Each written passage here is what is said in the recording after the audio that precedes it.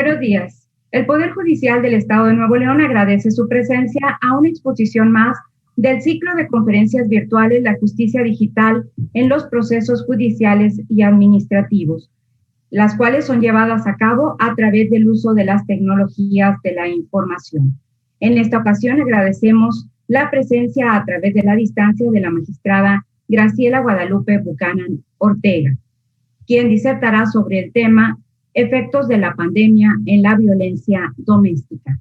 Antes de cederle el uso a la magistrada, me voy a permitir dar una breve semblanza curricular, que en la solicitud de la magistrada hemos reducido en una manera considerable. Todos sabemos de la experiencia y la trascendencia profesional que la magistrada cuenta. Su preparación académica: ella es licenciada en Derecho por la Universidad de Monterrey, graduada con mención honorífica. Ha cursado maestría en Mercantil y Fiscal por la Universidad de Monterrey. Ha llevado a cabo diversos diplomados y seminarios en materia civil, familiar y electoral por diversas instituciones públicas, privadas y dependencias estatales y federales, tanto a nivel nacional como a nivel internacional. Cuenta con maestría en Derecho Procesal Penal con especialidad en Juicios Orales, impartida en el Instituto de la Judicatura del Estado de Nuevo León por el Instituto Nacional de Estudios Superiores en materia penal. Se encuentra cursando doctorado en Derecho Procesal Constitucional en la Facultad de Derecho y Criminología de la Universidad Autónoma de Nuevo León. En su experiencia profesional, es magistrada de la Quinta Sala Familiar del Tribunal Superior de Justicia del Estado de Nuevo León en los periodos del 15 de septiembre de 2004 al 31 de julio de 2011 y del 1 de agosto de 2013 a la fecha. Magistrada presidenta del Tribunal Superior de Justicia y del Consejo de la Judicatura del Estado de Nuevo León del 1 de agosto de 2011 al 1 de agosto de 2013. Magistrada presidenta del Tribunal Electoral del Estado de Nuevo León en el año 2002. Directora jurídica del Sistema del Instituto Tecnológico y de Estudios Superiores de Monterrey en el año de 1988.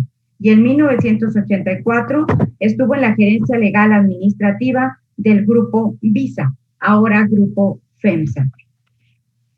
En su experiencia docente, ha sido catedrática en la Facultad Libre de Derecho y en el Colegio de Bioética de Nuevo León, así como en la Universidad de Monterrey. Ha impartido una infinidad importante de conferencias tanto a colegios de abogados, instituciones académicas, tribunales superiores de justicia de diferentes estados de la República, así como a nivel internacional. También ante la Cámara de Diputados, la Suprema Corte de Justicia de la Nación, la Universidad de Salamanca, España, la Universidad del Noreste en Colombia, entre otras muchas más. Ha realizado un importante número de publicaciones, tanto como ensayos, artículos, coautora en libros, en temas de materia de familia, bioética y de derecho mercantil, algunos de ellos publicados por el Poder Judicial del Estado de Nuevo León. También ha realizado iniciativas de reforma, ha presentado en lo individual y con integrantes del Poder Judicial, así como en coordinación con diversas legislaturas del Estado, más de 30 iniciativas de reforma al Código Civil, Código de Procedimientos Civiles, Código de Procedimientos Penales, entre las que destacan creación de juicios orales en materia familiar, iniciativas de reforma sobre el divorcio incausado, alimentos y patria potestad, creación del proyecto de salud emocional en coordinación con la Secretaría de Educación Pública del Estado, participación en la elaboración de la Ley de Salud Mental, entre otras más. Ha recibido un importante número también de reconocimientos de diversas instituciones, tanto académicas como públicas, colegios de abogados, instituciones gubernamentales, estatales y federales, por su destacada función como académica, social y como impartidora de justicia. Agradecemos la participación esta mañana de la magistrada Graciela Guadalupe Buchanan Ortega, quien disertará sobre el tema Efectos de la pandemia en la violencia doméstica. Bienvenida, magistrada. Muchas gracias, muy buenos días, muchas gracias a la licenciada María Antonieta Leija y muchas gracias al Consejo de la Judicatura y a todos, a ustedes, bienvenidos y gracias por estar aquí a esta hora del día de hoy de la mañana, y que especialmente a los compañeros del Poder Judicial, que el día de hoy me invitaron a hacer unos comentarios, una plática sobre los efectos de la pandemia en la y que ha tenido la violencia, que ha influido para que se incremente y que todos hemos sufrido, todos hemos vivido de una forma importante. Espero que tengan cafecito a un lado, que no se duerman tanto, y para ese efecto, pues me permití ahí esta conferencia que me han invitado a compartirla, pues tener una pequeña presentación que les voy a pedir que compartamos para que ustedes puedan visualizar un poco gráficamente, que yo siempre les he dicho que a veces la cuestión gráfica nos ayuda pues, a entender mejor los conceptos, pero el fin de la conferencia es sensibilizarnos. El fin de la conferencia es darnos cuenta de la trascendencia de la violencia doméstica en nuestro entorno de sociedad, darnos cuenta cómo hay factores que inciden y que la agravan, y que creo que está en todas nuestras manos y particularmente en la de los juzgadores, velar por ver que se juzgue con la fórmula adecuada para que esto pueda en nuestra sociedad erradicarse. Entonces, si me permiten, ya sin más preámbulo, vamos a empezar con esta conferencia, y que les pido que comparta ahí el licenciado Jesús Martínez, que está aquí acompañándome, que ya comparta ahí, no sé si ya está compartiendo ahí pantalla. Iniciamos, por favor.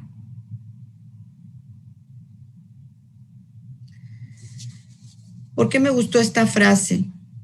Porque cuando la dominancia es la fuerza, cuando la dominancia viene no por la inteligencia, sino y sin necesidad, es cuando más se está golpeando a una sociedad. Tenemos que la violencia doméstica o familiar, que todo el mundo hemos visto en el 323 de nuestro Código Civil, podemos definirla como la conducta o acto abusivo de poder u omisión intencional dirigido a dominar, someter, controlar o agredir de manera psicológica, física, sexual, patrimonial o económica dentro o fuera del domicilio familiar, cuyo agresor o agresora tenga o haya tenido con la persona agredida relación de matrimonio, concubinato, de parentesco por consanguinidad en línea recta, ascendente o descendiente sin limitación de grado, pariente colateral o consanguíneo o afín o hasta el cuarto grado o parentesco civil. ¿Por qué tenemos que conocer qué es la violencia doméstica? Por favor, regrésense al punto anterior. Si nos damos cuenta, es el acto abusivo de poder. El acto abusivo de poder no solamente se da en el ámbito de la violencia familiar, se puede dar como acto abusivo de poder en muchos ámbitos, escolar, laboral. También se puede dar inclusive ese acto abusivo de poder sin ninguna otra consideración de una relación tanto laboral como personal, como por ejemplo cuando hablamos de los feminicidios o de la agresión a la mujer, que es a la violencia sin que tenga que tener una relación afectiva o de trabajo o de otro tipo. Pero ¿cuál es la diferencia y cómo podemos decir que hay violencia doméstica o que hay una violencia de género? ¿Cuándo hay una violencia? Cuando es con el ánimo de dominar, someter, controlar o agredir de manera física o psicológica. Cuando el sujeto agresor quiere controlar a la víctima. En el caso de la familia, obviamente que está circunscrito a que haya una relación afectiva o por un vínculo de consanguinidad, de algún tipo de parentesco civil. Entonces, eso nos va a hacer diferenciar otro tipo de violencia, porque hay personas que son violentas o que son agresivas y que nos ha tocado a todo mundo cuando andamos en la calle o conocemos a alguien que es muy irascible, pero cuando tiene dos detonantes. Uno, que es el ánimo de controlar, de someter, de sobajar, de tener controlada a la víctima. Y 2, que haya una relación de parentesco o una relación afectiva, como lo sería en el caso del concubinato. ¿Y por qué es importante determinarla diferente? Porque sabemos que hay varios tipos de violencia, ¿verdad? Y varios tipos de violencia que se pueden ejercer tanto en relación de parentesco como en otro tipo de relaciones. Y creo que es importante porque en este caso concreto la violencia doméstica se ha incrementado a razón de la pandemia. Ahora sí podemos continuar. A la siguiente. ¿Cuál es la diferencia entre la violencia doméstico-familiar o violencia de género contra la mujer? Bueno, la violencia en general constituye, como le estoy poniendo aquí, un ejercicio de poder. O sea, ¿quién puede ser violento? Quien tiene poder, quien tiene un poder que sea físico, que sea económico o que pueda tener un poder en cuanto a jerarquía y puede ejercer violencia. Entonces, la violencia de connotación es el uso abusivo del poder. La gente se aprovecha de su capacidad física para maltratar físicamente a otro. Se aprovecha de su superioridad o de su condición psicológica o de la condición psicológica de la otra. No quiere decir que sea más inteligente. Hay gente que es más astuta y conoce las debilidades o las flaquezas que en un momento puede tener una persona o que ya conlleva y que se aprovecha en una forma psicológica de esa persona. También puede tener pues una connotación en cuanto a tener una superioridad jerárquica, ya sea por trabajo o en la escuela, o una superioridad económica, y por eso es uso abusivo de ese poder que tiene, que le hace superior. En la violencia de género, esa desigualdad puede provenir del sexismo. ¿Por qué? Porque generalmente se dirige por una persona que tiene cuestiones controvertidas en cuanto al género. También respecto de otras personas en función de su preferencia o orientación de género. Como les decía, en el caso abusivo, aquí también puede considerarse que es un caso abusivo de poder porque generalmente quien está en una condición por el género superior, pues se aprovecha y hace cosas en contra del género por considerarlo, puede ser que esté más fuerte físicamente, pero por considerarlo diferente, débil o menor. La violencia doméstica, la desigualdad puede ser a través de varios o muy diversas formas, ¿verdad?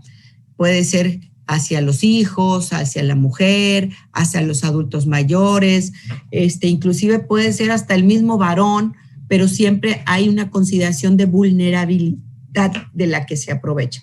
¿Quién tiene poderío económico? En la experiencia de muchos años al frente de la sala y en otros ámbitos me ha tocado ver abuso tanto de hombres a mujeres como de mujeres a hombres por una situación de desigualdad, ya sea económica o psicológica.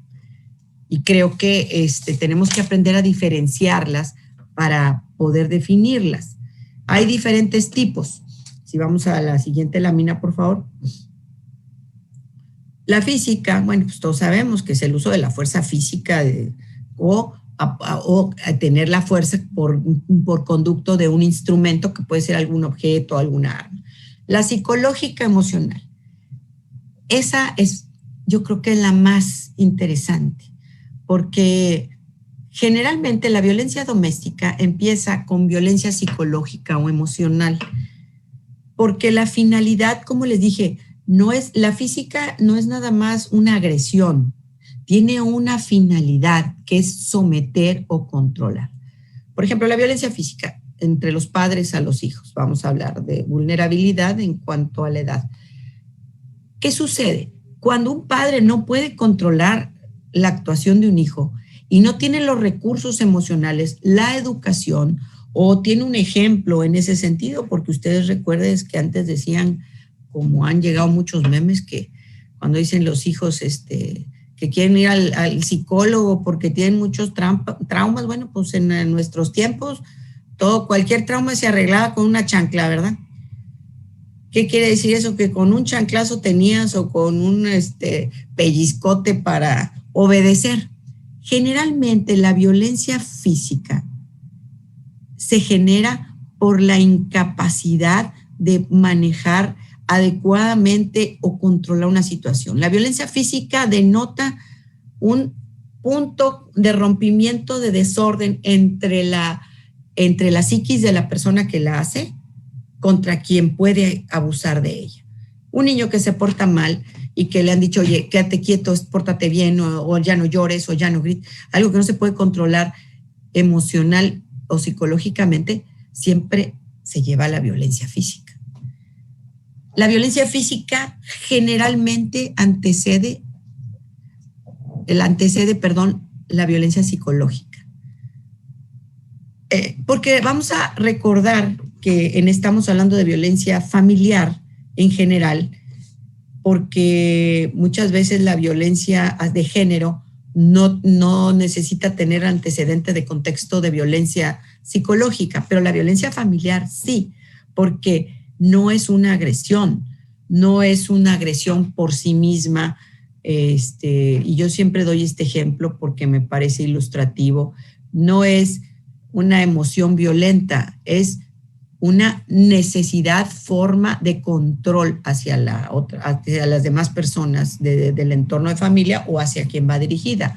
No es lo mismo que llegue una persona y encuentre a su pareja en una situación muy comprometida con alguien que no es su pareja y que se le va y se le echa encima enojado, que podríamos hablar de una emoción violenta, a que de una forma u otra la ha tratado emocionalmente, disminuyéndola, diciéndole que no sirve para nada, que no sabe hacer nada, que está fea, que está gorda, o que el otro es un borracho, que no sirve para nada, que no hace nada, y que luego cuando esa persona se revela, entonces viene la agresión física. Generalmente cuando hay violencia física, hubo una importante violencia psicológica que se le salió de control y no lo quiere controlar. La violencia sexual son actos forzados contra la sexualidad. Dentro del entorno de la familia, quienes tienen experiencia en esto se han encontrado que siempre, en la mayoría de los casos, no en todos, a diferencia de la violencia física, siempre hay algún tipo de parentesco, de relación, de intimidad. Entonces, hay una supremacía emocional y física. Pero en algunos casos, pues solamente se aprovecha el momento de oportunidad, pero sí hay una relación vinculatoria de emocional o de parentesco. La violencia económica siempre va de la mano de la violencia psicológica. ¿Por qué? Porque a ti te controlo cuánto compras, cuánto usas, cuánto tienes, porque es una manera de control. Muchas veces decían, oye, hay violencia económica hacia los hijos menores porque se les dice cuánto se les da. No, pero cuando es una persona adulta que puede tener libertad, capacidad, es una forma de control, como la patrimonial, que es el control de las pertenencias. Y todos estos tipos de violencia, ¿a qué van dirigidos? A controlar a la persona. La mayoría de las veces, todas van en conjunto. A veces la sexual, en la pareja, o en los menores no, pero no todas las veces, afortunadamente, pero muchas veces en la pareja también, porque es el ánimo de controlarla. Vamos a la siguiente, por favor.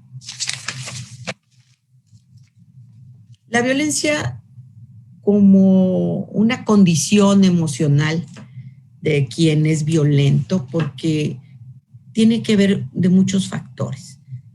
Muchos hablan que puede ser biológico, que puede ser hereditario, que puede ser una personalidad antisocial, o sea, ya estaríamos hablando de algún trastorno de la personalidad, o alguna situación que ya trae congénita.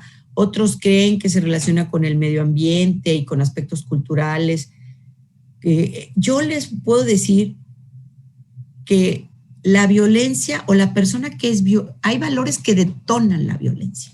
Hay factores que detonan la violencia, pero siempre detrás de una detonación de violencia hay factores tanto emocionales o psicológicos, que pueden ser como sociales y culturales. Tenemos que conjugarlos para poder decir que una persona, si una persona nace con alguna situación congénita, biológica, bueno, ya no podemos, tiene un trastorno, pero la persona que no nace con esa situación y que la genera, también se genera a sí misma un trastorno. Vamos a hablar de quienes son sociópatas. Bueno, un sociópata pues, quiere controlar y no tiene remordimientos, no se siente mal. Una persona que se convierte en un violentador familiar o que es violento, generalmente fue desarrollándolo porque tiene factores que influyeron en su desarrollo. Entre esos, el primero que podemos hablar en México es el social y cultural. ¿Por qué? Porque hemos crecido en una cultura donde el machismo ha sido pues la forma de desarrollo. Si vemos desde la antigüedad, pues la supremacía del varón y el sometimiento hacia la mujer, la dependencia de la mujer hacia el hombre en todos los aspectos, para quienes son abogados, que son la mayoría de ustedes, desde tiempos ancestrales, pero antes hubo matriarcado. Y ahí dominaba la mujer porque la mujer era la que se quedaba en la época, estamos hablando de la época de las cavernas, la mujer era la que se quedaba con los hijos, el hombre era nómada y tenía hijos con diferentes mujeres y la mujer era la matriarca, era la que los desarrollaba, lo que los alimentaba, entonces era la que mandaba, vamos a suponer. Pero después de factores desde la época antes de Cristo, hemos visto que se ha desarrollado que la mujer ocupó un lugar pues muy diferenciado en la sociedad, tanto nada más de procreación, con fines procreativos, de servicio.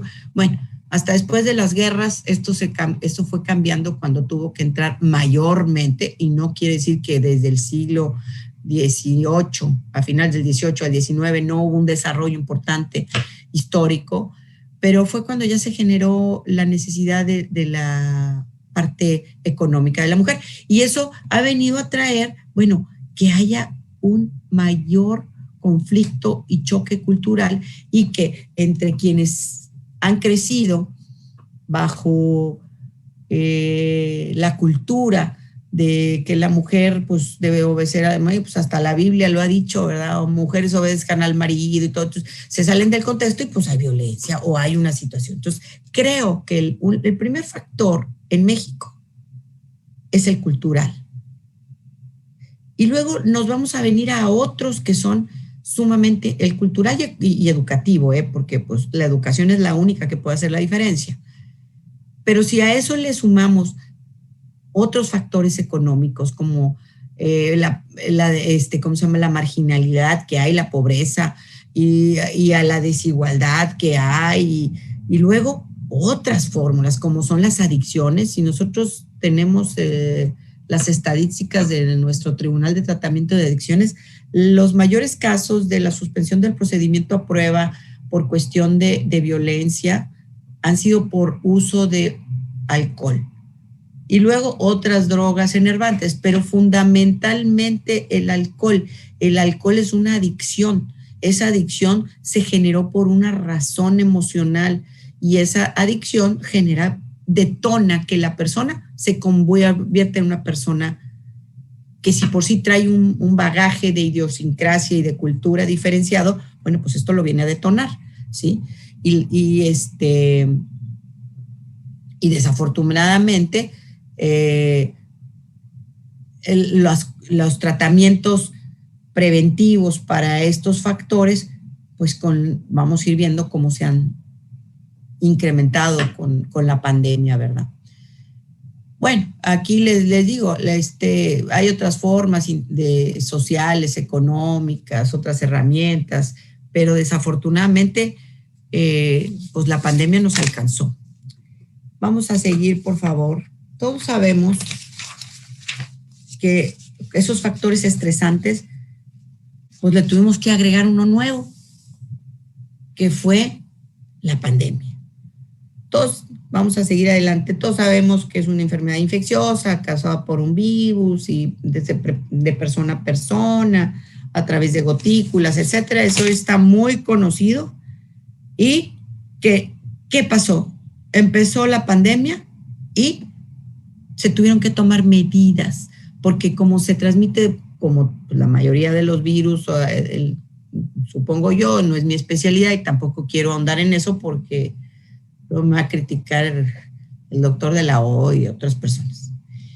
Pero, ¿qué se tomaron? Medidas de contención importantísimas, que fue, como todos ustedes recordarán, y como yo creo que todos recordaremos los que vivimos antes, lo que es la vida antes de la pandemia y después de la pandemia, como lo escribe la historia.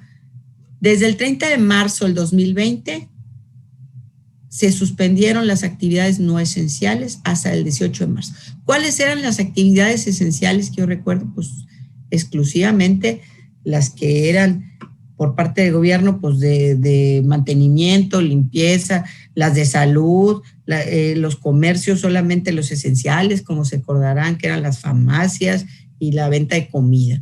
Y bueno, pues tener gasolina y cosas así, pero las actividades se suspendieron, las laborales. Nosotros fue a partir que del 1 de junio del 2020 que se reanudaron, pero las escolares todas se suspendieron, cívicas, culturales, políticas, que ustedes ya conocen. ¿Qué otra medida fue? El resguardo domiciliario. Todas las personas de 18 a 59 años sin comorbilidades fue flexible, pues eran las que éramos las que podíamos ir al súper, al banco, hacer filas, y con todo y que pues ustedes recordarán, ciertos bancos estaban cerrados, si tenías algún problema te tardabas años, solo uno podía entrar. Las personas que tenían menos edad pero parecían de más, eran cuestionadas, o las que tenían más pero parecían de menos, tampoco las dejaban entrar. Todo eso genera además pues un estrés, ¿verdad? Un estrés innecesario. Oye, pues fórmate lejos. Yo me acuerdo que cuando iniciaba la pandemia yo fui a comprar carne y estaba haciendo mi fila, todavía no habían cerrado, pero ya había empezado, y fue ya después que tomaron las medidas, a los pocos días. Y enfrente de mí iban unos muchachos jóvenes, no sé, 20 y algo de años, y se me pegaron, y porque yo estaba viendo ahí qué carne, y se me pegaron, y le dije, oye, ¿te puedes hacer por favor para allá? Porque pues estamos iniciando pandemia. Y casi creo que puedo decir que dijeron vieja exagerada. Y me vieron con cara de risa bueno, pues ya después vieron que así se pusieron, hasta fue muy exitoso para los que ponían los señalamientos de todos separados y demás. Pero eso empezó a generar en todas las personas una situación de ansiedad y de estrés para quien fue flexible, pero no digamos para los que fue estricto. Como ustedes saben, los niños menores de edad y las personas mayores de 60, las mujeres embarazadas y con comorbilidades, pues al principio dijeron, ay, mira, voy a aprovechar, a lo mejor va a ser como con la influenza, 1 o 2 semanas y aprovecho y aquí estoy. Pero no fue así. ¿Cómo fue el trabajo? Bueno, cuando volvimos, pues trabajo, educación, medicina. Ahorita pregunten cómo nos consultan, por teléfono o en línea. La restricción que hubo en las dependencias oficiales. Yo creo que algo que nos impactó también es, y eso lo podrán corroborar quienes estaban dando atención a la salud, pues ya hubo menos enfermedades, no sé si por el miedo a ir, por el uso del antibacterial y del cubrebocas, pero la gente pues no quería asistir a ningún hospital, centro de salud, salvo que fuera súper indispensable. Vamos, por favor, adelante. Yo creo que para nadie es extraño que se generó en la pandemia. El nivel de estrés, de inseguridad económica, alimentaria, desempleo, las restricciones de movimiento, el confinamiento, la falta de atención de salud, y sobre todo en quienes tenían más conciencia, porque todos vimos que había gente que no tenía conciencia de y que no creía en esta pandemia y se sentía sofocado en confinamiento económico, social y familiar. Se sumó a que niñas y adolescentes no podían ni siquiera incluir a sus fuentes de apoyo. ¿Qué pasó con el confinamiento? Los niños, cuando menos, iban a la escuela. Y los maestros, de una forma u otra, pues podían, ojalá la mayoría lo hiciera, algunas veces se les pasa a algunos, detectar factores de riesgo. Yo les digo que hicimos un programa muy interesante de detección de factores de riesgo en menores para cuestiones de violencia, y fue increíble el piloto que se dio de eso, el programa piloto con escuelas públicas y privadas del sector privado, del sector público, tanto rural como del área metropolitana, donde increíblemente los factores de riesgo, si les doy las estadísticas, se asuntan de la cantidad de niños con ansiedad, de la cantidad de niños con depresión y con tendencia a conductas violentas, la cantidad de niños con trastornos de déficit de atención y, en fin, y otros factores. Pero lo más importante es que estaban yendo a la escuela y que con un programa de este tipo pues se estaba buscando que se detectaran para que no hubiera violencia en las escuelas, pero luego resulta que se quedan en sus casas. Y que ojalá las casas de todos tuvieran un espacio grande. ¿Cuántas personas su casa son 2 cuartos? ¿Cuántas personas su casa no tiene ni un pequeño espacio de patio para poder estar? Entonces, sí, el calor incrementa la violencia porque la temperatura, las circunstancias, bueno, que son otros factores. Imagínense el confinamiento, de estar cohabitando en un espacio reducido, pues, y si en eso le agregamos los factores económicos de que además mucha gente perdió su empleo o le dieron medio salario y que pues no tenían la manera de allegarse de alimentos ni podían tener comercio alguno, no había, había restricciones de movimiento, los niños sin ir a la escuela, sin tener una actividad, sin desafogar sus energías, etcétera, etcétera, etcétera, y sin tener programas de apoyo, sin poder ir a centros de salud, ni nada, pues fueron factores que hicieron que esta pandemia detonara. Si ya había, como les he dicho, factores genéticos, biológicos, psicológicos o de enfermedades de salud mental, de condicionamientos sociales, culturales y educativos, pues con esto se vino peor la situación para toda la sociedad. Vamos adelante, por favor. Fue un duro golpe económico a nivel estatal, municipal, nacional, mundial. Una economía que difícilmente se va a recuperar a un corto plazo. Pero, ¿cómo pegó la crisis? Sí hubo distinción de género y pegó mucho más a las mujeres. Ahí les pongo una publicación del 8 de marzo del 21, en donde a quienes desafortunadamente siempre primero recortan, pues a las mujeres, considerando que las mujeres coadyuvan en el hogar, pero no que necesariamente que son cabezas del hogar. Entonces, la reducción de empleos formales se incrementó en las mujeres y que ganaban y que se les fue reduciendo los sueldos, la fueron despidiendo. Y su participación económica, como les decía, económicamente activa, pues se había incrementado bastante, ¿verdad? Vamos a la que sigue, por favor. En el 2020 se perdieron, bueno, yo creo que fueron muchos más, porque pues los datos generalmente no los actualizan tan pronto, pero podemos hablar inicialmente de 647,710 empleos, según el Seguro Social, pero falta aquellos que no están en el Seguro Social. 2 de cada 3 empleos durante la pandemia eran realizados por mujeres.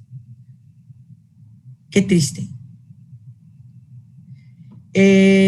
y no porque quisiera que lo perdieran los hombres, sino porque en la consideración laboral siempre se ha tenido que, bueno, pues si hay que despedir primero pues a los más nuevos, y luego pues a los más jóvenes, y luego pues a las mujeres, en una forma inequitativa de hacer esta situación.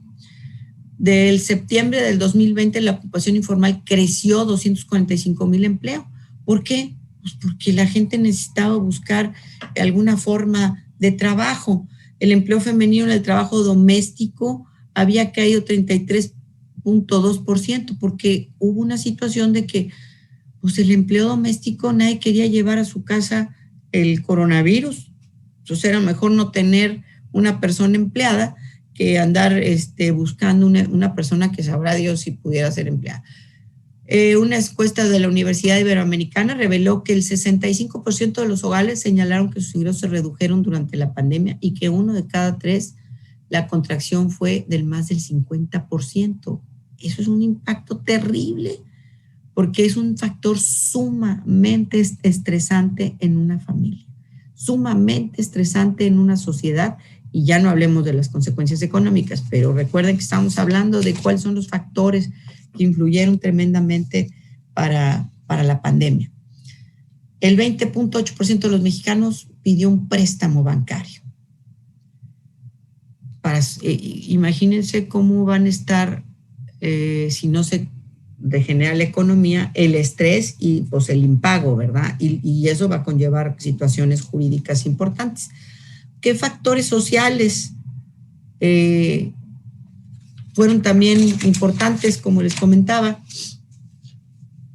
Pues hubo una gran escasez de accesos a servicios, tanto educativos como de salud. Al menos 1,500,000 personas con distintos padecimientos como cáncer, hipertensión, diabetes, no tuvieron atención hospitalaria y de urgencia durante el primer semestre del 2020, sobre todo a partir de abril, cuando comenzó la pandemia tremendamente. ¿Qué sucedió? Pues la gente que tenía enfermedades, además de otras circunstancias, que se recortaron presupuestos para dar atención a esas cosas, porque ya, hablando de educativos, pues ya sabemos, ¿verdad? Pues que los niños no tenían acceso, la mayoría, ni a televisiones diferenciadas. Pues a lo mejor tienen una televisión en su casa, pero no dos para ver la educación por escuela. Menos a tener cada quien una tableta o una computadora, y menos estaba escuchando yo personas, pues en una casa, pues oye, si vivimos en 2 cuartos, pues no es como que uno está en una clase en un lado, otro en otro, y que no se interrumpan. Vamos a ver después los resultados del ausentismo escolar y de todo el bajón educativo que se va a dar. Pero en salud, particularmente en salud, no había manera de atenderlas.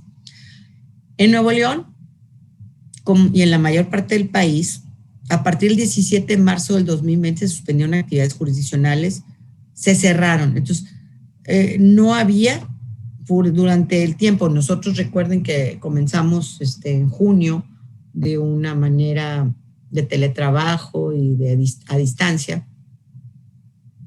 pero se suspendieron las convivencias. A la fecha no se han reanudado, creo que es un buen momento de hacerlo. Se suspendieron todo tipo de juicios, entonces no quiere decir que no hubiera conflictos, que no hubiera problemas, que no hubiera necesidad, por ejemplo, de depositar personas, de hacer efectivos alimentos.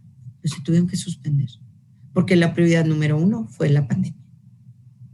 Y eso, para quienes están conflictuados y que requieren el derecho a la justicia, pues no se les pudo dar. La pandemia nos trajo una suspensión de garantías sin que se hubiera decretado como suspensión de garantías como tal, pero de libertad de tránsito, de acceso a la justicia, en fin, que a mayo, pues bueno, podemos algunas de servicios en línea, pero yo todavía siento que a la fecha no se ha restaurado la activación jurisdiccional de nuestro país. Y si no podían atender servicios de separaciones, depósitos de casos de urgencia ni nada, pues la saturación que hubo de refugios durante los 2 primeros meses desde el confinamiento fue terrible. No tenemos suficientes. Tenemos una cantidad muy limitada en nuestro estado de refugios. Entonces, toda esa carencia de servicios, como de muchos otros que podemos hablar, de muchos otros, porque no hablemos de cuestiones de dónde conseguías si tenías una emergencia en tu casa, no sé, de cualquier tipo de plomería, estaba bien difícil. Dónde conseguías mucho tipo de servicios que eran esenciales, pero que pues estaba todo cerrado. Y no digamos que pues no había guarderías para cuidar a los niños, no había escuelas, en fin. ¿Qué podemos hablar en cuanto a los factores familiares? Bueno, todos esos factores, tenemos que el confinamiento, pues ustedes saben que la mayor parte de los delitos sexuales se da en un entorno de hogar. La mayor parte de los conflictos de violencia familiar pues, se da en el entorno del hogar. La mayor parte de abusos hacia menores por familias es en el hogar. Los accidentes hacia los menores generalmente se dan en periodo o se daban en periodo vacacional, ¿dónde? En el hogar. Entonces, ¿cuál fue el lugar más peligroso para la mujer? Pues si los hijos, pues el hogar. Una encuesta que encontramos por aquí en Dinamarca de relaciones en el hogar, en el 2006, casi 80% de las mujeres han sufrido violencia en su hogar y el 52% han sufrido violencia por parte de sus parejas. Y ellos no buscan apoyo ni presentan denuncia. Aquí tenemos como el delito de violencia como más alto. Yo creo que también tendríamos que ponderarlo porque les digo que la violencia familiar tiene una connotación diferenciada del Código Civil, del Código Penal, que creo que sí sería importante porque si no, cualquier riña entre la pareja o entre alguien con afecto y cualquier, que puede ser emoción violenta, cualquier empujón ya es violencia. Y lo que la connotación importante, la violencia tiene familiar el ánimo de controlar, de someter, de sobajar a la víctima. Es abuso de poder para controlar. Bueno, pero ¿cuáles van a ser las estadísticas en Nuevo León, particularmente, no digamos en México? No sabemos porque no había denuncias, no sabemos porque no había escuelas, no sabemos porque no había atención en centros de salud para atender a niños maltratados. No tenemos un dato efectivo, pero sí sabemos que era el hogar más peligroso. De acuerdo a la Organización Mundial de la Salud, el 70% del total de las personas que trabajan en el sector sanitario y social de América Latina son mujeres. En México, el 79% de las personas que se dedican son las enfermeras. Las enfermeras es la mayor cantidad que hay de trabajadoras de salud en México.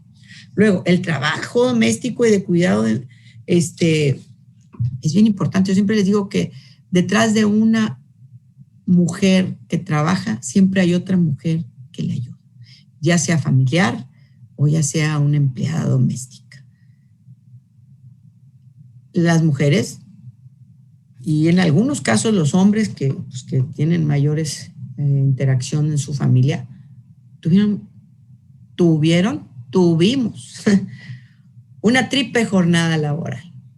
Porque yo, mis respetos de veras a las que inclusive tenían hijos chicos en edad escolar y además trabajan y además muchas de ellas maestras, o sea, que tenían que trabajar y tener que estar al pendiente no solamente de la casa, de su trabajo, de la escuela de sus hijos, de coadyuvar con los horarios, con las conexiones, con las tareas, y además atender a las labores del hogar y además pues hacer algo de vida propia o que yo creo que no les daba tiempo. Entonces, sinceramente, los hombres también tuvieron una gran participación, y sobre todo creo que aquellos que ya tienen una educación, una cultura diferente, pero las mujeres sí se llevaron una gran carga de trabajo. Nos hemos llevado una gran carga de trabajo. Les decía que en el 2020, no sé, los datos del INEGI no van a ser tan ciertos, porque ustedes saben que hubo una encuesta y no todo el mundo quiso contestar. Y dice que el 12.4 millones de mexicanas ocupadas, 34 trabajó desde su casa. De ellas, 77% desempeñó sus actividades durante el día, mezclándolas como tareas como limpiar, cuidar personas, y estar emocionalmente disponibles para otros.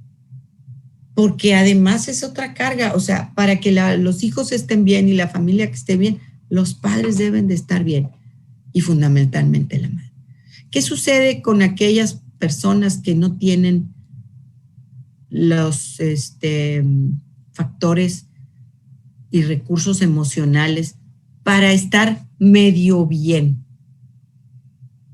O que tienen todos los otros factores que ya habíamos comenzado. Pues no van a estar bien. Y la familia no está bien, los niños no van a estar bien. Quienes trabajan, padres, madres que han trabajado, cuando llegan a su casa y tienen niños pequeños, los niños pequeños son como una esponjita. No importa qué les haya pasado en el día o lo que sea, si el papá y la mamá llegan contentos y llegan, hola, ¿cómo están? Como los perritos. Si tú llegas, los perritos llegan y te mueven la cola y brincan. Los niños más aún. Pero si perciben que viene enojado, que está frustrado, se retraen y se lo transmiten. Y si en la casa todo el tiempo estaban frustrados, enojados, alterados y luego llegaban a un punto de violencia psicológica y física, los niños lo resienten tremendamente.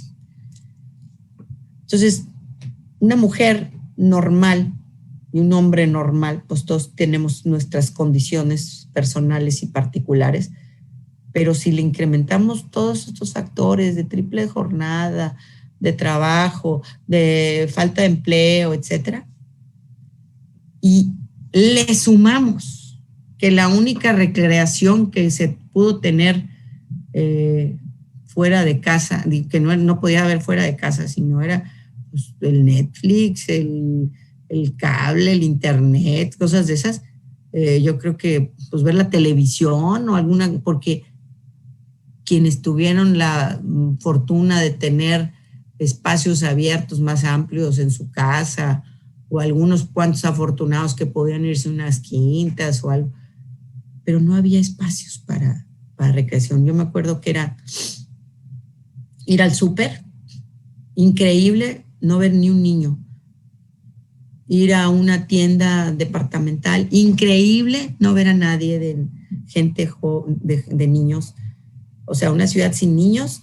Todavía al principio en los parques los niños se iban y en algunas zonas pues escapaban y se salían y ahí andaban, pero la mayoría empezaron a encintar los parques y todo.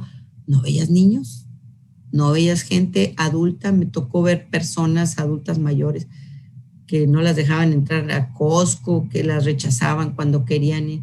Cuando ya empezaron a abrir un poquito que pudieran entrar a comprar comida y restaurantes, y pues todos tristes se iban. Eso también, imagínense, la depresión y la ansiedad que generó todo esto.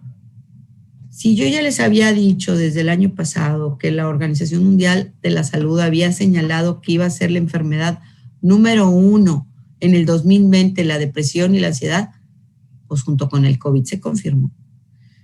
Porque se incrementó de agosto a septiembre en 75% la reportada más la no reportada. Quiero que todavía vean qué datos hay de la gente, particularmente de los adultos mayores que están sufriendo depresión, porque no podían estar en contacto con nadie, no ver a sus familias, adultos mayores solos, encerrados con ansiedad, y no nada más ansiedad por la enfermedad, viendo morir a otras gentes. Y yo les decía, no vean noticias todo el día.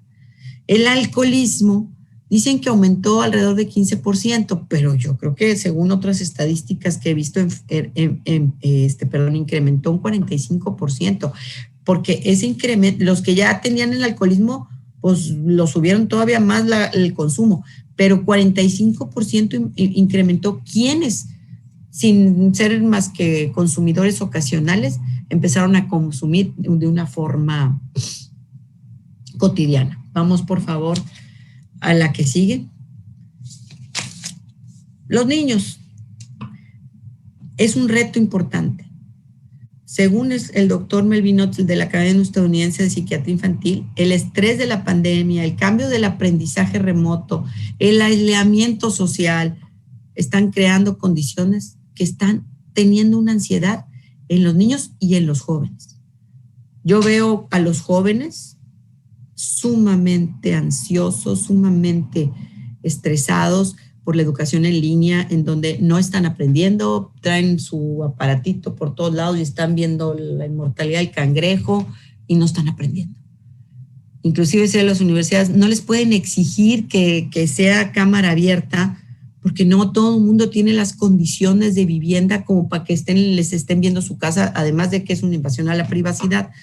Pero para los niños, para los adolescentes, hay conductas que se pueden ir viendo. Para los niños es un reto, porque entre los problemas de salud mental durante la pandemia, además de la ansiedad, la depresión, la incertidumbre, actitudes agresivas, incapacidad para relacionarse con otros individuos, falta de capacidad para generar encuentros solidarios y empáticos. Y si le metemos el factor de la violencia, el abuso que pueden haber sufrido de violencia, vamos a tener una generación de niños de pandemia muy complicada, desafortunadamente, muy complicada. Y la pregunta es, ¿tenemos la capacidad estructural, organizacional y de planeación para hacer frente a esto? Vamos a la que sigue, por favor. Aquí les dejo unas estadísticas que pueden ir viendo, ¿verdad? Según esto, las estadísticas nacionales, en Nuevo León subió más del 4.7%, en cuanto a las llamadas de emergencia, en cuanto a los presuntos delitos de violencia de género, se incrementaron 27.4%, el acoso sexual, 4,000, y durante el 2020 en México fue asesinada una mujer cada 2 horas y media. Que eso es algo pues, muy grave. En 2020 se registraron 312 denuncias de pornografía infantil. Yo creo que la violencia familiar subió mucho más, pero obviamente esto es lo que se denunció. ¿Cómo vamos a tener estadísticas de los delitos derivados de la violencia familiar si no había acceso a la justicia? ¿Cómo vas a tener estadísticas de los menores que fueron maltratados porque su mamá perdió el control, porque su papá estaba alcoholizado, si no había escuelas ni centros de salud? No tenemos estadísticas reales. Esto es solamente lo que se pudo denunciar, pero todos sabemos que aún antes de la pandemia, no todas las estadísticas eran reales, porque pues, solamente un porcentaje muy bajo, como les dije, un 74% no denuncia. ¿Qué quiere decir? Imagínense ahorita con esta situación, cómo están las condiciones. A la que sigue, por favor. En el 911 dicen que el 13% de llamadas se incrementaron. Algo que es bien importante para la violencia es tener un entorno de apoyo. Cuando un violentador pretende controlar y dominar a su víctima o a sus víctimas, les va cerrando sus círculos de apoyo. Es decir, generalmente, pues, el proceso psicológico, que por eso les digo que siempre hay un primer proceso psicológico, lo que pretende es bajar la autoestima de la víctima, generar una dependencia emocional de ella, al decirle, tú no sabes hacer nada, no sirves para nada, oye, ¿por qué sales con esa ropa?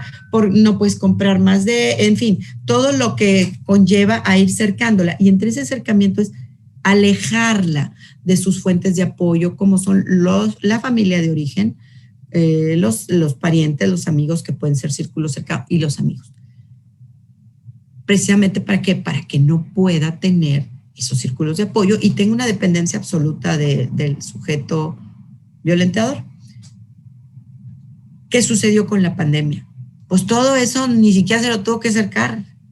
Se le quitó solito. No podían tener esos círculos de apoyo. Y si bien el alza del 13% que habla el 911, pues para mí no es un dato todavía fidedigno. En ese año 2020, de esas llamadas, solo 24% fueron formalmente hechas, o sea, ya ante la Fiscalía, no se consiguieron. El Observatorio de Seguridad y Justicia del Consejo de Nuevo León reportó que en el primer trimestre del 2021 se abrieron promedio 48 carpetas diarias y ubicó en el nada honroso segundo lugar. Pero bueno, se abrieron las carpetas. El punto es, ¿cuántas no se abrieron? Las niñas víctimas de feminicidio, pues se incrementaron. En el 2020 se registraron 67 feminicidios en el estado y de ellos 7 niñas de 0 a 5 años, según datos de la Fiscalía. Y en el DIF decían que en los primeros 4 meses de 2021 los casos de abandono de niños se incrementó un 64% en relación a todos los registrados en el año pasado. Qué triste, o sea, el abandono. ¿Y cuándo se da el abandono? Pues por todos los factores que ya habíamos hablado, que son factores estresantes y que son factores que detonan. Después de todo esto, como decía Eleanor Roosevelt, no solo uno debe hablar, debe creer que puede haber una esperanza de paz. Y no es suficiente nada más creerla, sino también hay que esforzarse en trabajar en ella. Tenemos retos importantes y creo que nosotros como autoridades y quienes están en el entorno de su familia, porque todo empieza en la familia. Yo les digo que los problemas familiares generalmente son el reflejo jurisdiccional aquí de situaciones que no pueden resolver en pareja. Y que nosotros, por eso yo siempre he estado muy a favor de la justicia terapéutica, porque los conflictos familiares no se van a resolver con denunciar a uno y a otros. Y esas son las consecuencias de que no se pueden resolver. Pero tenemos retos muy importantes derivados, y ya los teníamos ahora con la pandemia, pues tenemos retos importantísimos que cumplir. Para esto yo les quiero presentar algunas de mis ideas como acciones inmediatas, acciones post-COVID y a largo plazo. Ningún resultado puedes tener si no tienes planeación para hacer las cosas. Las acciones inmediatas, pues es como cuando llega un paciente muy grave, ¿verdad? En estado crítico, pues primero lo tienes que sacar adelante, ¿verdad?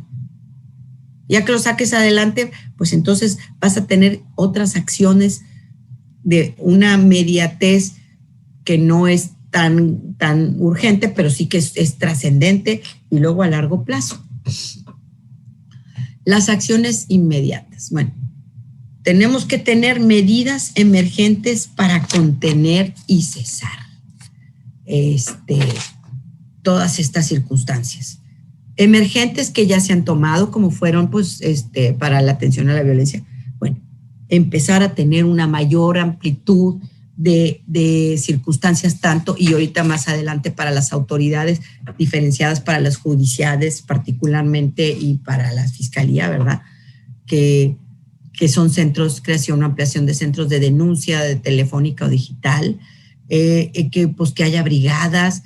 Yo buscaría que se hiciera algún censo de quiénes están, cuántos en casa, cómo están, mejorar los servicios de atención, porque eso ha sido muy grave. No ha habido una mejoría en los servicios de atención, ni una ampliación de refugios.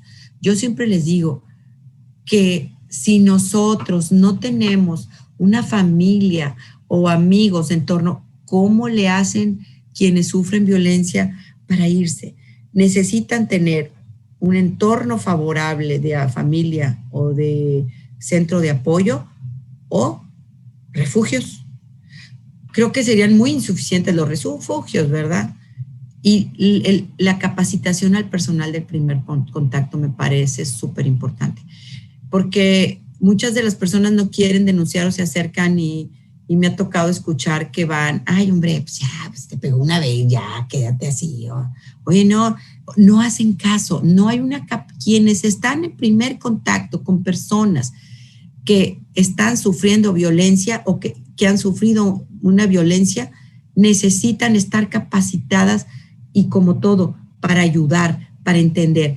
No estoy diciendo que los policías o que los ministeriales, que sean terapeutas, ni que los secretarios aquí en los juzgados sean terapeutas, pero que sí tengan una capacitación importante para, primero, a los psicólogos lo saben, hay formas de tener un primer check-up para credibilidad de la denuncia, ¿sí? Dos, tener también la empatía hacia la persona para la credibilidad. Y tercero, la forma de tratarlas, porque a veces que las tratan como si hubieran ido a comprar pan, ¿verdad? O como si estuvieran pidiendo un favor. Y eso que hace que la víctima de por sí, si hay violencia, recuerden que una víctima de violencia, sus capacidades emocionales están mermadas. Y si llega con quien supuestamente le va a ayudar y la trata mal, pues no va a estar ahí, ¿verdad? Creo que ya hay la denuncia telefónica y digital, pero las gentes que no tienen ese acceso necesitan tener gente alrededor para que pueda denunciarlo y que la gente de los vecinos y los amigos pues también se comprometan en coadyuvar a esto, ¿sí? Porque si no tienes una red de vecinos emergentes, mire, el otro día vi y que me pareció muy bien en alguna colonia, en Querétaro. Hay unos botones en las calles de emergencia, ¿sí? Cada X cuadra hay un botón, así como el 900, porque no todo el mundo puede llamarle al 911, me están matando, me está ahorcando aquí, pero estoy hablando. No puedes hablar. Pero sí un vecino que vaya y le pique al botón en tal domicilio, en esta colonia. Creo que son medidas que bueno, sería muy extenso por ahorita darles todas las ideas que tengo en cuanto a medidas, pero creo que sí necesitamos medidas. Las atenciones post-COVID. Bueno, primero que nada, para poder atender algo hay que conocer qué es lo que es. Por eso yo les digo, tenemos que generar programas para que en todos los ámbitos que hemos hablado tengamos conocimiento de qué efectos ha tenido la pandemia y que sean financiados por instituciones públicas y privadas que brinden los servicios de atención y prevención contra violencia doméstica y de género, y particularmente en la parte de, como yo les dije, miren, los niños, ¿cómo están? Bueno, ¿qué presupuesto se va a brindar para tener centros de atención? Primero que nada, porque podríamos decir, primero el educativo, no, primero es la salud física y mental, porque no de nada te sirve tener a los niños en educación y a los adultos saliendo a trabajar si no tienen salud física y si no tienen salud mental. Y generalmente la salud mental trae de la mano el deterioro de la salud física. ¿Qué programas vamos a hacer si debemos conocer cuáles fueron los efectos? Que ya algunos de ellos ya los conocemos, muchos de ellos, los más evidentes, bueno, ustedes saben de gente que sufrió la enfermedad. Yo no nada más estamos hablando de la verdad. No está capacitada para volver a trabajar en algunos de los casos. Otros se han hecho mucho pato aquí, ¿verdad? Diciendo que están enfermos o que están confinados porque tienen comorbilidades y resulta que se contagiaron todos afuera menos aquí, en el tribunal, ¿verdad? Y que andan en la calle o anduvieron en la calle como si nada y festejando como si nada. Pero los que sufrieron la enfermedad, muchos de ellos, pues tienen un estrés postraumático terrible y ansiedad y todo. Pero los niños, los jóvenes, los adultos mayores y todos ya cerrando ese círculo y muchos de los que sufrieron la enfermedad y todo, necesitan apoyo terapéutico. Y quienes sufrieron violencia, por supuesto que a mayor abundamiento, ¿verdad? Y bueno, vamos a ver qué recursos se pueden brindar y se deben de brindar a esto. A largo plazo, tenemos que contener la violencia. Tenemos que tomar las medidas inmediatas. Tenemos que tener los programas y la visualización del conflicto, pero tenemos que evitarla. A largo plazo, y ojalá que fuera a inmediato plazo, tenemos que prevenir la violencia futura. La única medida eficaz en todo es la educación en cultura de la paz y valores familiares. ¿Y por qué le digo educación y valores? Porque solo la educación hace que cambie la cultura. Si nosotros venimos de una cultura milenaria en donde no era sancionado el maltrato psicológico a la mujer, siempre fue deplorable el físico, ¿verdad? Aunque tolerado, pero el psicológico no. Pero si no te educamos a nuestros jóvenes, a nuestros niños, en el respeto a los valores, a la cultura de la paz y la familia, no vamos a trascender en la prevención a la violencia. Si no tenemos políticas públicas contra la violencia y cero tolerancia frente a esta, no vamos a trabajar en ellos. Y de los efectos negativos de la violencia y cómo trasciende generación tras generación, no vamos a trabajar. Yo creo que el sancionarla por sí misma y no dar medidas educativas, medidas culturales y medidas terapéuticas no nos va a llevar a ningún lado, ¿sí? Y creo que desafortunadamente pues no las tenemos. Una educación y la educación, acuérdense que la tienen y se ha brindado a partir de la pandemia la mayor responsabilidad en la educación, pues ahora la tienen los padres. Y si los padres son el primer ejemplo de violencia, pues los niños no van a crecer más que con ese ejemplo de forma de comunicación, que es lo que muchas veces sucede. Los padres generan violencia hacia las futuras generaciones, no nada más hacia esta.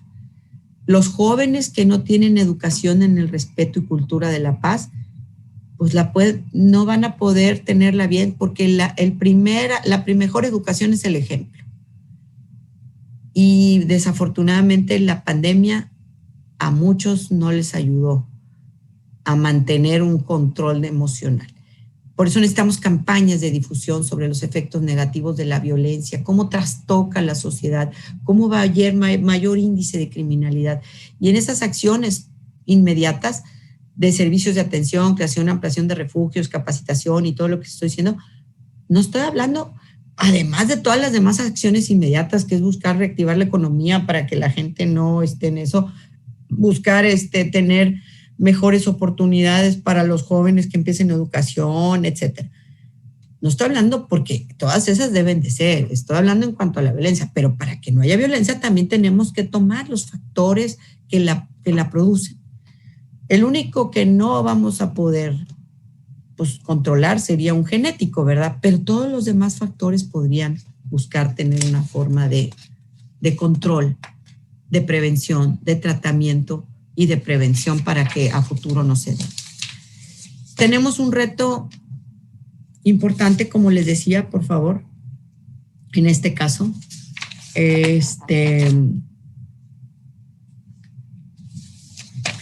para la mejor salud de los niños. Ya nos pasamos tantito, que creo que es importante para todos. No, vamos a la siguiente. Ya hablamos ahí de la creación de redes vecinales, de la basada en la igualdad, de la solidaridad, de la educación en valores. Pero para la mejor salud mental de los niños, creo que es muy importante hablar qué lineamientos ha marcado la UNICEF, que ahí está, que es reforzar la comunicación al interior de los hogares. Tiene que ser clara, abierta, directa, reducir la sobreexposición de la circulación de la información falsa. Los niños no saben, los jóvenes no saben y están sobreinformados de cosas falsas. Tienen que fortalecerse el vínculo afectivo seguro para prevenir el maltrato al interior. El vínculo afectivo seguro implica que las personas que están vinculadas en un entorno afectivo de familia se sientan seguros con la persona cuidadora. Y esto es dándole credibilidad a acciones, dándole respeto y espacio a sus necesidades, escuchándolos y no permitiendo que haya abuso por ningún otro miembro de la familia.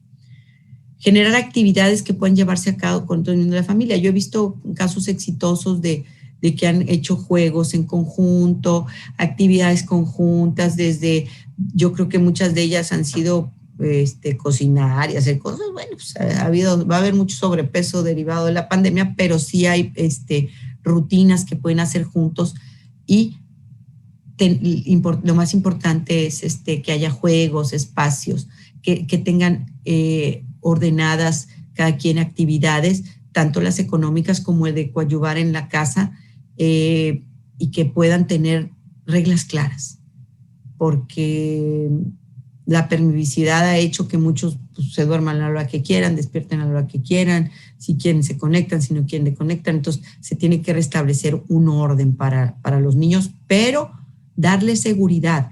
Creo que fortalecer el vínculo afectivo seguro es uno de los más importantes, y la comunicación. Carlos Slim en su fundación recomendó que hay que limitar el tiempo en pantalla, poner una hora límite de conexión, mantener un entorno limpio y tener cuidado con las adicciones. Desafortunadamente creo que son buenas la mayoría, pero el tiempo en pantalla pues a veces no se ve de otra forma posible hacerlo, porque desafortunadamente pues muchos tienen que estar conectados. Quiero volver un poquito en la parte de los retos para las autoridades en particular. Yo creo que vamos a tener que las autoridades judiciales un reto importante. Primero vamos a tener que empezar a modificar criterios al juzgar. ¿Qué criterios? A veces el juzgador toma criterios sumamente estrictos y legalistas sin tomar en consideración que debemos interpretar la norma y que considerar que la norma obedece a las circunstancias, tiempo, modo y lugar de que fue creada, obedeciendo a factores históricos generalmente que fueron la fórmula de creación de la norma, y que la voluntad del legislador, que es el espíritu de la norma, pues es la que debe de prevalecer. Recordemos que, y les voy a dar algunos ejemplos, de juzgar con perspectiva de género, de juzgar en atención a grupos vulnerables, perspectiva de edad, interés superior del menor, etc. Por ejemplo, yo les digo a los compañeros de la sala, los criterios para juzgar los alimentos van a tener que cambiar. Porque si nosotros considerábamos los criterios de la Corte en cuanto a que ya se modificó que no es a los 18 años para dar alimentos, sino el tener en consideración que la obligación es dar una profesión, arte u oficio a los menores que luego se hagan mayores, siempre y cuando estén acordes a su edad y a su nivel de estudios. Esto va a tener que cambiar. Ya había yo comentado muchas veces que eran criterios muy, no, a los 6 años entran a primaria. No, hay quienes entran a los 7 años, porque en las escuelas que son particulares y que son 100% inglés, generalmente les dicen que tienen que entrar a los 7 años cumplidos, ¿sí? Y ahora con la pandemia, esto va a cambiar. ¿Por qué? Porque si nosotros estamos considerando que a los 17 años tenía que estar, a los 18 tenía que estar en la universidad y terminar no es cierto. Siempre hay que interpretar. Hay factores que no permiten que un niño pueda, si viene en una familia disfuncional, si no les dan alimentos, si los padres están divorciados y todo, pues claro que no puedes esperar a un niño brillante que vaya a la par cumpliendo con las etapas escolares, porque va a tener factores emocionales y económicos que van a afectar. Si ya era así, y además, dependiendo de qué escuela venía, pública o privada, y todos tienen derecho a cambiarse un año de escuela, ¿verdad? O de cambiar de carrera. Y si ahora le agregamos la pandemia, ¿cuántos niños y a jóvenes no pudieron estudiar por falta de recursos tecnológicos? ¿Cuántos otros no pudieron aprobar porque estuvieron en una situación de estrés personal y familiar? A mí me parecía muy injusto escuchar a un profesor que una vez le dijo, el año pasado, finales, un alumno que le pidió que por favor lo considerara para un trabajo final porque se había muerto su papá y un hermano de COVID con una semana de diferencia. Dijo, no, pues tú tenías que, o sea, que falta de consideración, o sea, verdaderamente que digo yo, híjole, Dios quiera que no le pase a alguien eso y no tenga esa sensibilidad. Bueno, lo mismo va a ser para quienes estén ahorita, niños, adultos, entre que no pudieron estudiar, no tuvieron o no aprobaron o tuvieron problemas. Vamos a tener que juzgar diferente los alimentos, vamos a tener que juzgar diferente la capacidad económica del deudor, vamos a tener que juzgar diferente que la interpretación que inclusive ya la Corte la dio en cuanto, y yo les digo que a mí me tocó participar junto con la magistrada Marinés en la reforma para el divorcio incausado, y cuando pusimos 30 días para que se diera de baja el asunto era por que el impulso procesal debía darlo la parte, ¿verdad? Porque muchos de divorcios que se quedaban ahí durmiendo el sueño de los justos. Pero no quiere decir que los días inhábiles, ni que las vacaciones, y mucho menos que ahora con la pandemia o con la imposibilidad de notificar o alguna cosa, no se puedan hacer. Bueno, tenemos que juzgar diferente. Lo mismo en la cuestión de violencia. Tenemos que verlo diferente, tenemos que analizar qué factores, porque tenemos que buscar una justicia terapéutica. Tenemos que juzgar con perspectiva de género, con perspectiva de adulto mayor, qué les pasó, cómo estuvieron. Tenemos que tener nosotros sensibilización, educación y buscar servicios de justicia terapéutica.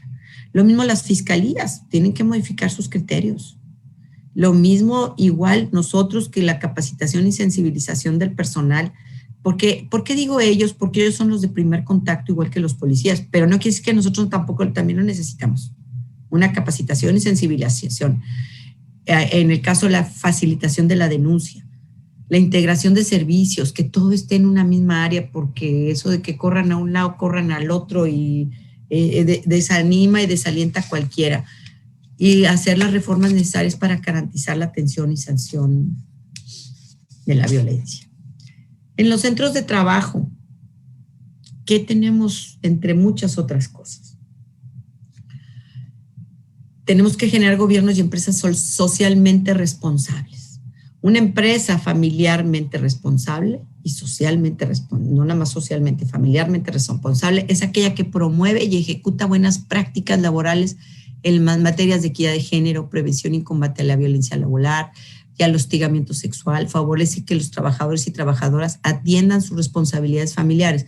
Creo que algo que nos enseñó la pandemia es que en la mayoría de los casos, o muchos de los casos, se puede trabajar desde casa, en teletrabajo, cumplir con las funciones y buscar no descuidar a la familia. Yo siempre les he dicho que el núcleo más importante para nosotros es nuestra familia. Y a tono de broma les digo, si yo falto aquí en mi cargo por el COVID o lo que sea, siempre habrá muchos interesados en ocupar mi lugar. Pero en mi casa, que es la de ustedes, nadie va a ir a tocar la puerta para ver si me ayuda, ¿verdad? Entonces, tenemos que centrar la trascendencia de la familia y de que las empresas generen sean familiarmente responsables y no solamente por permitir, no, hay trabajar presencial también, pero con los horarios de trabajo planificados y flexibles que permitan el cumplimiento de las responsabilidades familiares. A mí siempre me decían, oiga, ¿y usted cómo le hace para trabajar con sus hijos a hombres? Le decía, pues como les deberían de hacer ustedes también, estando al pendiente y buscando. No hay nada peor, por ejemplo, ahorita que los niños están en la escuela, pero que cuando regresen, que el papá no pueda ir a un festival. Tiene que tener igualdad de circunstancias, padres y madres, para que cumpla sus obligaciones, y no nada más por la igualdad del género, sino porque los niños requieren de ambos, porque los niños requieren que ambos se involucren en su desarrollo, y es una forma de evitar la violencia hacia el género y la violencia familiar. Y por eso es que permisos, atender responsabilidades familiares, pues a lo mejor hay gente que abusa de los permisos, pero si se regulan los permisos para decir tienes tantos al mes, pues tú tienes y tanto tú, tiene que fortalecer apoyos extrasalariales en la medida de lo posible. Ahorita la pandemia lo va a hacer más difícil, crear mecanismos de ayuda para apoyar eventos familiares y sensibilizar sobre la necesidad de compaginar trabajo con familia y algo súper importante. Nunca mezclar los problemas de la casa y de la familia con los problemas de trabajo. No llevarse a la familia los problemas del trabajo, porque y si se requiere brindar el apoyo y la consideración a quienes requieran ese apoyo de las medidas, y ahora ya conforme a la reforma de la Ley Federal del Trabajo, de la norma esta 49, creo que es el número, se me fue el número, pues buscar aquí también la atención psicosocial, psicológica, laboral, para quienes tengan una situación de trabajo, pero que no se la lleven a su casa. Yo les dejo, para finalizar, porque pues ya me llevé un poquito más de tiempo, les dejo para quien quiera tomar una foto de la pantalla, los medios actuales para la denuncia, que es la denuncia de emergencia, la denuncia anónima, para que sepan a dónde. Y yo creo que una de las fórmulas que tiene que haber para que se pueda atender de inmediato la violencia, pues es saber a quién hablarle o a dónde ir. Y yo creo que esa es la difusión que falta, que haya spots donde te digan, aquí vas, aquí puedes comunicarte, ¿sí? Porque a la hora de que están en la situación de conflicto, pues yo creo que de lo que se acuerdan es el 911 y no saben a dónde más buscar. Entonces, se los dejo y les doy las gracias por estar este tiempo. Espero no haberlos dormido a todos. Lo bueno es que si alguno roncó, pues no despertó a nadie porque estamos en la computadora. Pero muchas gracias. Espero que les sea de utilidad, no solamente para la función trascendental que tienen quienes trabajan en la impartición de justicia y en el tribunal, para los abogados, sensibilizar sobre las necesidades, los cambios que hay que vivir, sobre la ética profesional, sino también para su vida personal, para su entorno de familia, porque todos necesitamos de todos para tener una mejor sociedad. Muchas gracias a todos.